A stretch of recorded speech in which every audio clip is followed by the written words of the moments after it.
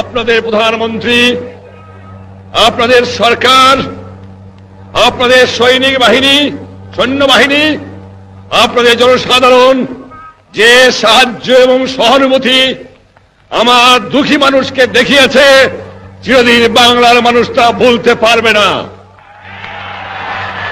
ব্যক্তিগতভাবে আপনারা জানেন, আমি পশ্চিম পাকিস্তানের অন্ধকার ছেলের মধ্যে বন্দী ছিলাম দুদিন আগেও। শ্রীমতী গান্ধী আমার জন্য দুনিয়ার এমন জায়গা নাই যেখানে চেষ্টা করেন নাই আমাকে রক্ষা করার জন্য। আমি ব্যক্তিগতভাবে তার কাছে কৃতজ্ঞ। আমার ৬৭ কোটি মানুষ ব্যক্তিগতভাবে তার কাছে এবং তার সরকারের কাছে কৃতজ্ঞ। আমার জনসাধারণ, ভারতবর্ষের জনসাধারণের কাছে কৃতজ্ঞ। আর যেভাবে ১ কোটি লোকের খাওয়ার বন্দোবস্ত এবং ঢাকার বন্দোবস্ত আপনারা করেছেন, আমি জানি ভারতবর্ষের মানুষও দুঃখী আছে, সেখানে তারাও কষ্ট পাচ্ছে, তাদেরও অভাবিত আছে। তা থাকতেও তারা সর্বস্ব দিয়েছে আমার লোককে সাহায্য করার জন্য। চিরদিন আমরা তা ভুলতে পারবো না। নমস্কার বন্ধুরা, গত 16 ডিসেম্বর যে 1971 সালের 16ই ডিসেম্বর যে বাংলাদেশ স্বাধীন হয়েছিল, তার কৃতজ্ঞতা বাংলাদেশের যে জাতির পিতা বঙ্গবন্ধু তিনি কিন্তু ভোলেননি।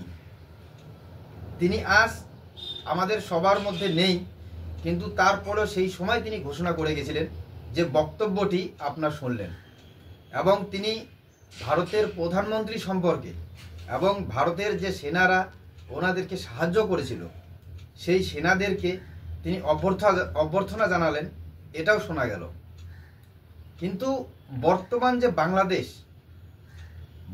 যে বাংলাদেশের কিছু মৌলবাদীরা তারা এই কথা স্বীকার করতেই নারাজ যে তারা ভারতবর্ষের কাছে কোনো হেল্প বা সাহায্য পেয়েছে।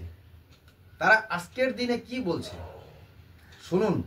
এবং এই মৌলবাদীদের কাছ থেকেই নাকি বর্তমান যে বাংলাদেশের প্রধানমন্ত্রী ইউনূস তিনিও নাকি পরামর্শ নেন। শুনুন এনার বক্তব্য। নরেন্দ্র মোদি, যারে আমরা বলি গুজরাটের কসাই, এই নরেন্দ্র মোদি, ওর হাতে মুসলমানের রক্ত লেগে আছে। গুজরাটে সে যখন মুখ্যমন্ত্রী ছিল, গো ধরাতে হাজার হাজার মুসলমানকে আগুনে পুড়িয়ে হত্যা করেছিল এই খুনি কসাই নরেন্দ্র মোদি। ভারতে ওরে বলে চায় বিক্রেতা, চায়ওয়ালা, কি বলে। সে আমাদের বিজয় দিবস নিয়ে একটা বক্তব্য দিয়েছে, এটা আমার কলিজায় আঘাত করছে। সে লিখেছে, আজ বিজয় দিবসে আমরা 1971 সালে ভারতের ঐতিহাসিক জয়ে অবদান রাখা বীর সেনাদের সাহস ও আত্মত্যাগকে সম্মান জানাচ্ছি। কত বড় বদমাইশ!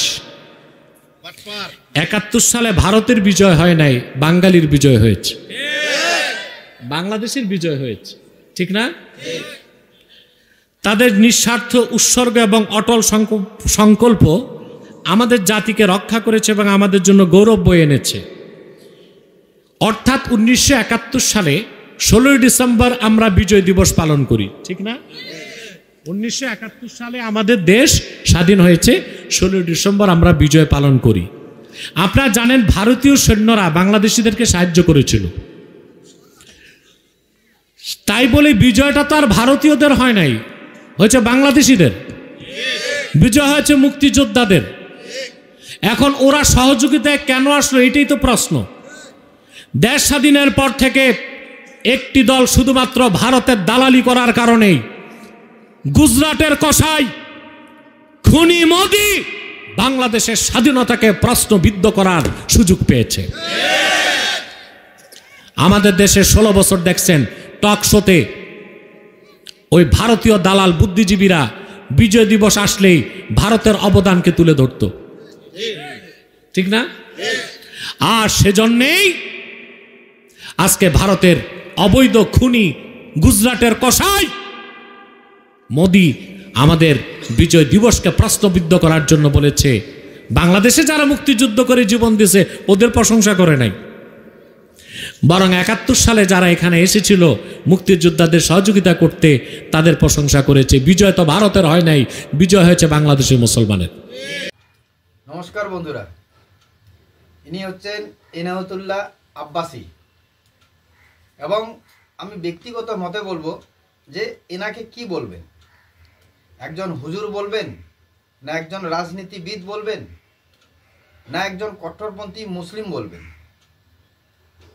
যিনি বর্তমান আমাদের প্রধানমন্ত্রী নরেন্দ্র মোদীর সম্পর্কে এরকম ভাষায় কথা বলছেন, কিন্তু তিনি একবারও ভাবলেন না যে আজকের দিনে বসে নরেন্দ্র মোদী এরকম কেন লিখলেন বা কেন বললেন। কারণ যেখানে আমরা একটু আগেই ভিডিও দেখলাম যে বঙ্গবন্ধু শেখ মুজিবুর রহমান তিনি ভারতবর্ষ সম্পর্কে, ভারতবর্ষের প্রধানমন্ত্রী সম্পর্কে সেই দিনে যে সাহায্য করেছিল বা বাংলাদেশকে জয় করেছিল, জয়ের জন্য যে ভারতবর্ষের অবদান তিনি বললেননি, তিনি তার বক্তব্যে পরিষ্কার বলে দিলেন। তো আজকে দাঁড়িয়ে যে স্বাধীন বাংলাদেশের এরা নাগরিক, যার জন্য এরকম করে বলতে পারছে, সে আজকে তিনি কি বলছেন আমাদের বর্তমান প্রধানমন্ত্রী সম্পর্কে একবার ভাবুন। অথচ তিনি কিন্তু এটা মনে রেখেছেন যে সেটা বাংলাদেশের জয়, কিন্তু বাংলাদেশেরও জয় না, সেটা বাংলাদেশের মুসলিমদের জয়।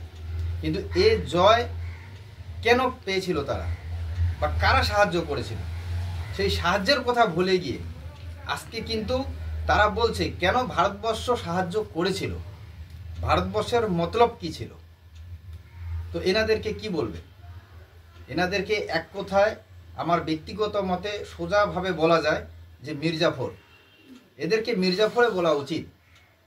কারণ 1971 সালে যখন পাকিস্তান বাংলাদেশ যুদ্ধ হচ্ছে, সেই সময় কিন্তু আমাদের ভারতীয় সেনারা সেখানে গিয়ে বাংলাদেশ সাথে একসাথে সৈন্যদের সাথে একজোট হয়ে যুদ্ধ করেই কিন্তু পাকিস্তানকে হারিয়েছিল।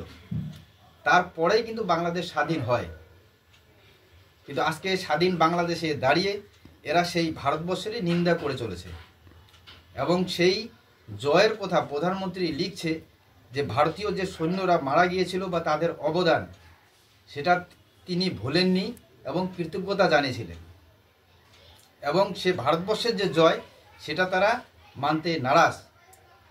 অথচ এই মৌলবীরা এক এক সময় এক এক বিস্ফোরক মন্তব্য করে বসেন, এই নরেন্দ্র মোদীকে কোষায় বলছেন। কেন?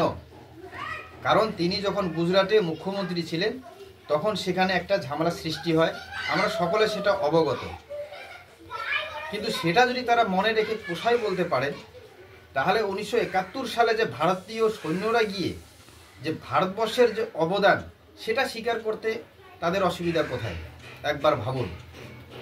এই হচ্ছে বাংলাদেশের বর্তমান পরিস্থিতি এবং বাংলাদেশ যে বর্তমান ইউনিসের সরকার, এই মৌলবাদীদেরকে নিয়েই চলছে সেই সরকার, যার জন্যই হয়তো আমাদের আজকে যে প্রধানমন্ত্রী নরেন্দ্র মোদী, তিনি হয়তো সরকারের প্রশংসা না করে তিনি শুধু ভারতীয় সৈন্যদের প্রশংসা করেছেন।